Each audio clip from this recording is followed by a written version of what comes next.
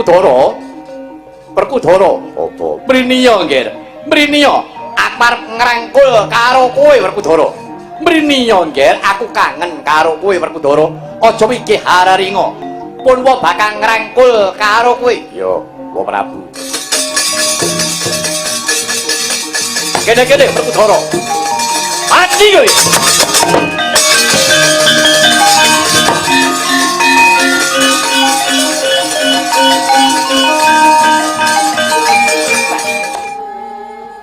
Cistarata. Mula dina saiki aku wis ora betah, aku wis ora kuat momong karo jiwa ragamu. Wis sakarepmu. Kowe mati ya karepmu, urip ya karepmu.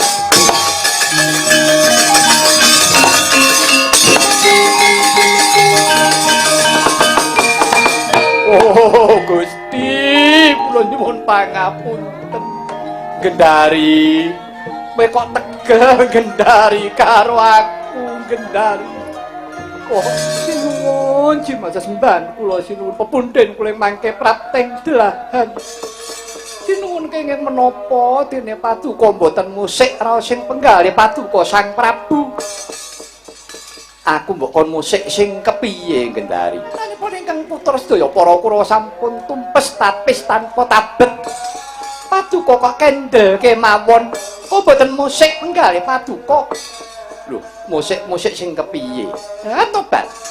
Menapa Paduka mboten midhanget guguripun ingkang putrapun Dursasana?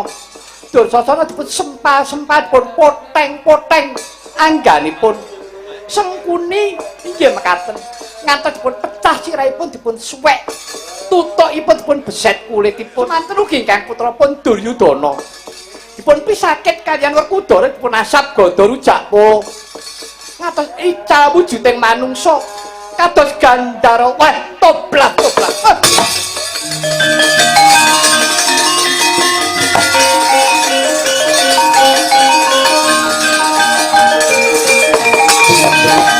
Kudu karepe dhewe. Dadi kaya mengkono kuwi lakone anak-anakmu.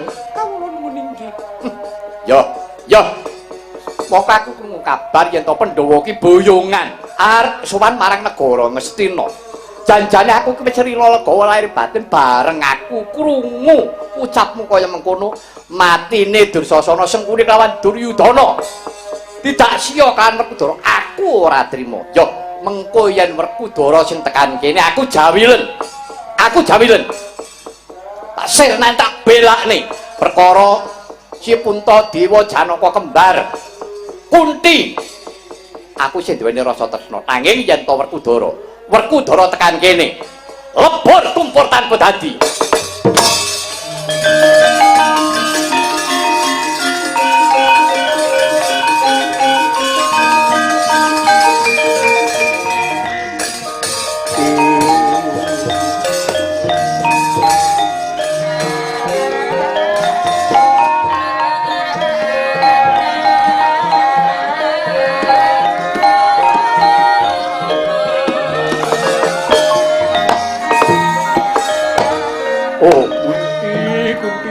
Kowe ya Kunti inggih Kakang kula ingkang rayipun Kunti Kalitrata kula nyuwun pangapunten kalpatanipun ingkang putra para Pandhawa Kakang.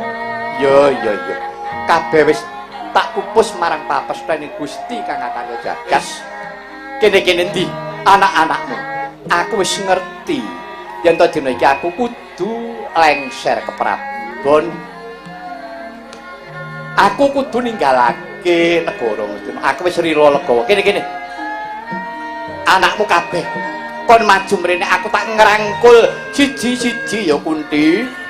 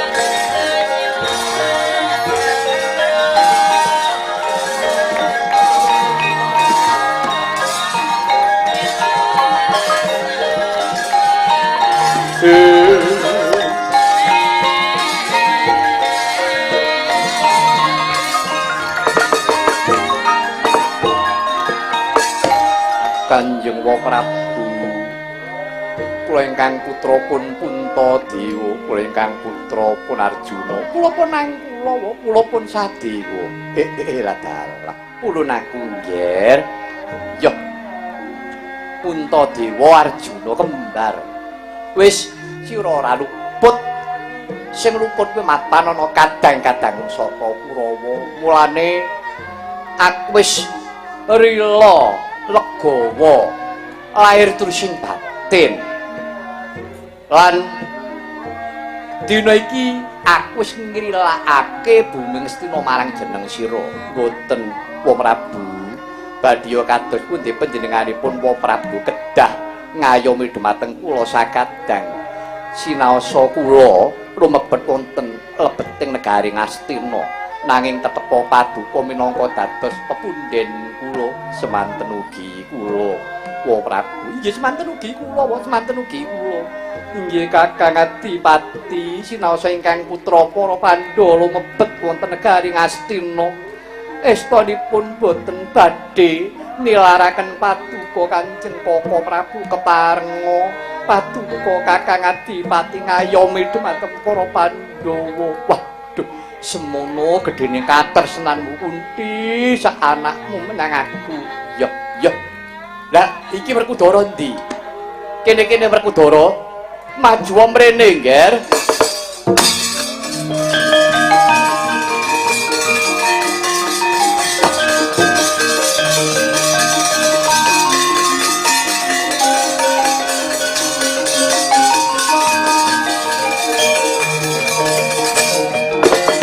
Kacarita rikala semono Sang Adipati Destarastra amung nganti pratanira Sang Werkudara ingkang kancam ingkang den incim karana nyirnakaken Sang Dursasana dalasan patih Sengkunit miwah Prabu Duryudana wisus astanira kawis tingal abang branang aji lebur seketi nedya den tamakaken lawan Sang Sena Mulat Narendra Dwarawati.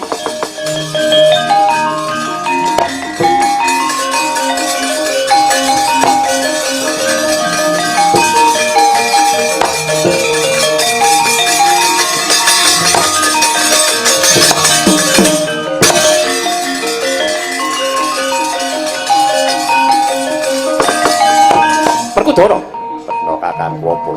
Pun Kakang paring dawuh apa? Senengam kok lancang disiki. Wah, kudu kepiye? Mengko yen kowe arep dirangkul tungna gadamu rujak polo ning kowe kudu gelem kelangan. Pusakamu godho rujak polo. Iya. Kowe kok bakal weruh lelakon kang gegirisi.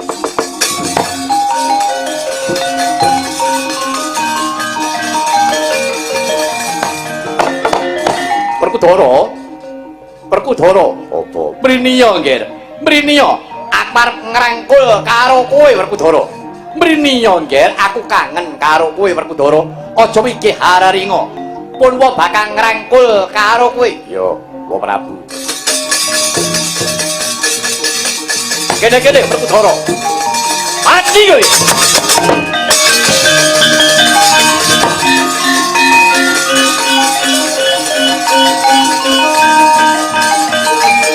Amuk Suramrata Jayamrata rasakno Werkudara ora ngerti batinku nyatane aku wis mantak aji lebur seketi tak grayang ra kelakon ajur padamu drajata bodho katut pundi Kakang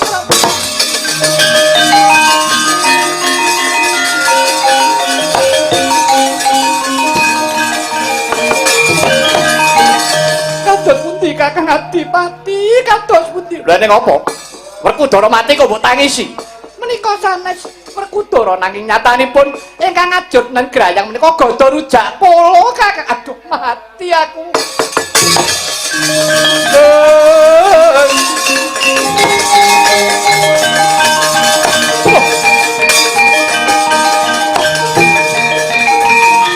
Oh piye Gendari lelakon kok sisit tumpuk mati timbun-timbun kaya mengkene. Werkudara sing gedhe pangapuramu ya Ngger Werkudara.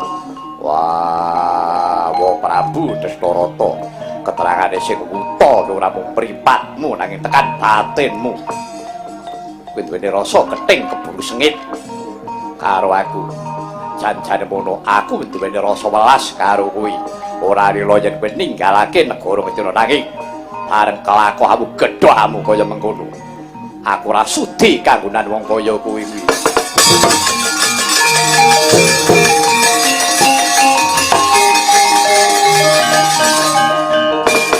Turun bareng Kakang Wowo. Aja kaya mengkono ya Yayi. Watak Trasatwarga ora wengise kaya mengkono kuwi. Siadiri kala semana. Wis manunggal kawan pun Kakang yen to kowe rila legawa. Wa Prabu Dastarata minangka dadi sesepuh ngayomi karo para Pandhawa. Wah. Yen pancen karepmu ngono aku sing minggat. Sing minggat jiwa Dastarata apa Werkudara. Jalaran upamane yen tak kurang nrilakake Gandha Jakmala, aku sing lebur tanpa dadi. Kowe ora mbok pikir, Yayi kabeh pati ora susah mejang karo aku. Sing dadi bukti kelawan nyata. Wis ngger. Wis to Dewa, Werkudara wis. Pancen aku ngrumangsani sakabeh kalumputan. Aku wis ora patut mbok pundi. Aku wis nglenggono marang kalumputan iki wis Gendari, wis ayo ninggalake negara Ngastina. Wis ngger, wis mangsa bodho. Dina iki aku tak lunga separan-paran ya ngger. Wis aku mung njaluk pendongamu para Pandhawa. Muga-muga aku antuk keslametan, antuk karaharjan. Ayo Gendari ninggalake negara Ngastina iki Gendari.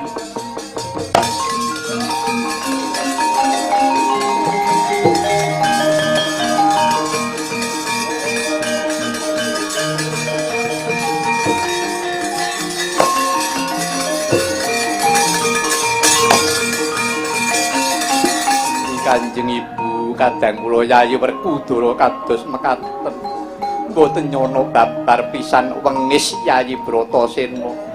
Wis nggih Puntadewa, ora perlu sira mikirake bab perkara ucape kadangmu si Werkudara sing wigati. Ayo ditut muri tindake kang wong Prabu Dastarastra iki mah.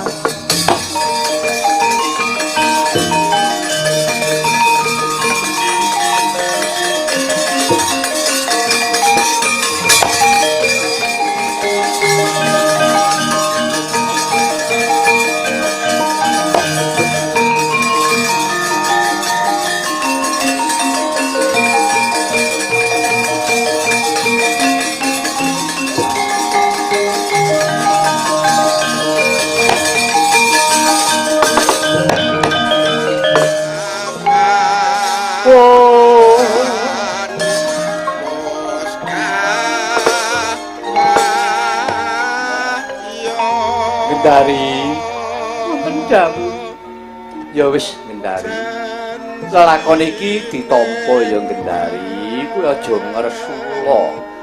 Pancen menungso kuwi anjok pantoking lelakon ra mung pasrah saring Gusti. Ning nek nuntun aku ya aja mbok gelandang wae to Gendari, alon-alon.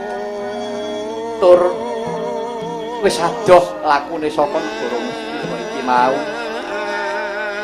Wetengku ngelih Gendari. Gedhange mau untuk nggawa saka kraton mau isih apa ora? Menika taksih tunggal isih siji. Ya wis kene separo eding ya Gendari. Separo eding wis tugel, aku wis tugel. Tak nggone ganjel wetengku gen aku iso nglawan. Monggo kula dherekaken mampah lon-lonan. Yo, ayo alon-alon wae yo Gendari.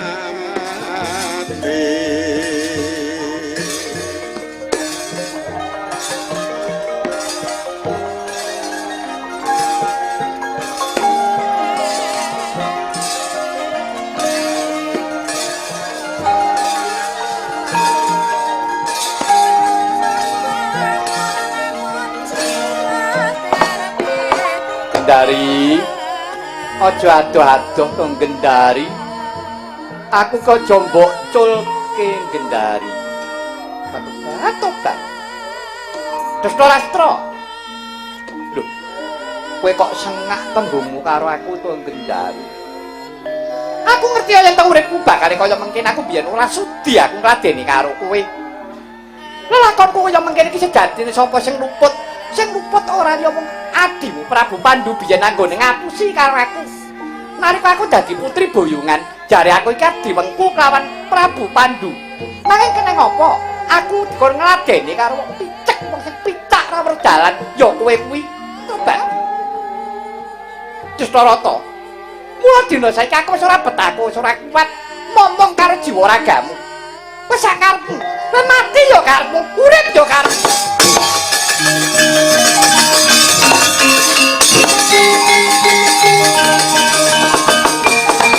Oh Gusti, kula nyuwun pangapunten. Gendari, kowe kok tegel Gendari karo aku Gendari. Oh, aku ki ora weruh dalan mbok tinggal kelepat. Terus aku iki kudu piye Gendari? Gendari, entenono aku ya Gendari. Timbang kaya ngene iki aku wong patenono wae Gendari. Aku pilih mati timbang kaya ngene iki Gendari. Oh.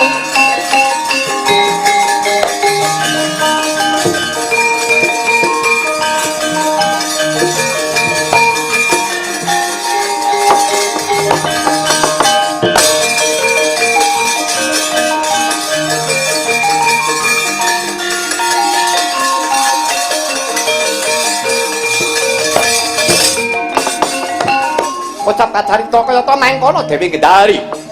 Ngantos nilaraken ingkang raka nenggih Sang Adipati Dastarastra wis tega tegel marang Sang Dastarastra. Ijen tanpa ruang ing mangka wuta tanpa kiblat parandene Dewi Gendari nilaraken ingkang araka. Ngantos lumajar karendet-rendet sarirane.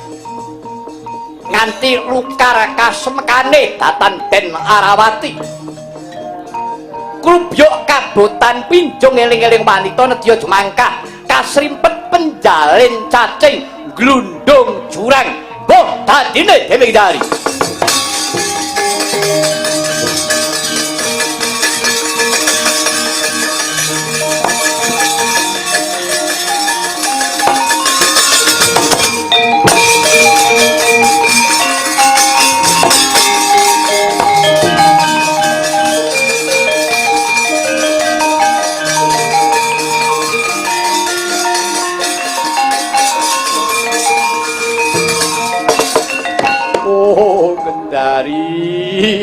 Gendari, uripku kaya mengkene kok kowe tega tegel to Gendari. Oh macan galak aku badhoken ula sing mandi upasmu aku semburen. Kewan galak kowe padha ngroyoka karo aku timbang uripku kaya mengkene. Oh dewa, dewa banjuten larutan jiwa ragaku dewa.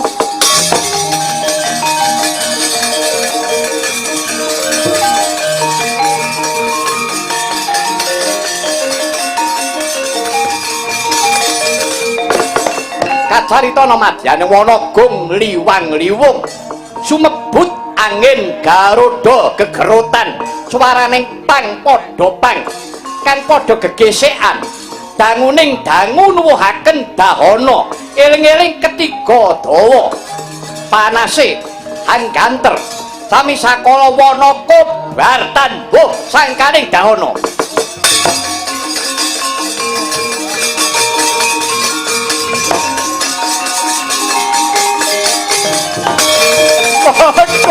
Mati aku.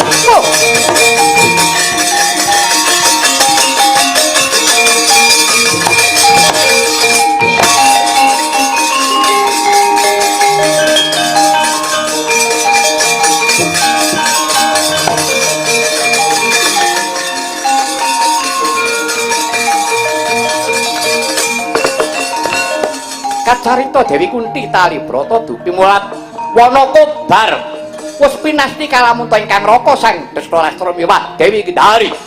sirna kobar wonten madyaning wana dalah Kantaka Dewi Kunti mundur dadi royongan.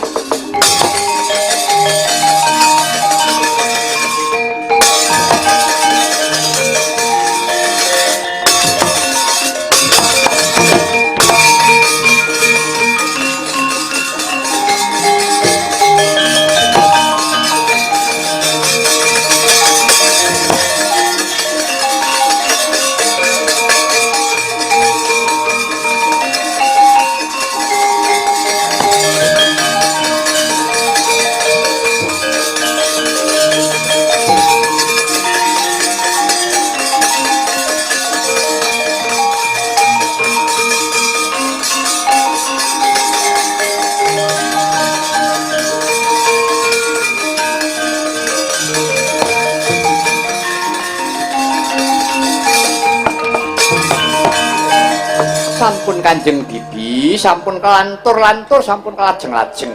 Anggen paduka muwun.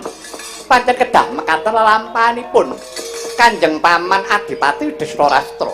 Nggih anak Prabu. Milawis saking menika, ing mangke reh ning Yayi Punta sampun kelampahan. Boyongan kondur dumateng negari Ngastina ungguling Ayuda Pandhawa. Anggenipun nindakaken dharma Barata Yudha Jaya binangun kareh ning Yayi Prabu Puntadewa sampun nglenggahi dampar keprabon Ngastina mugi pinaringana tetenger Sang Prabu Kalimataya.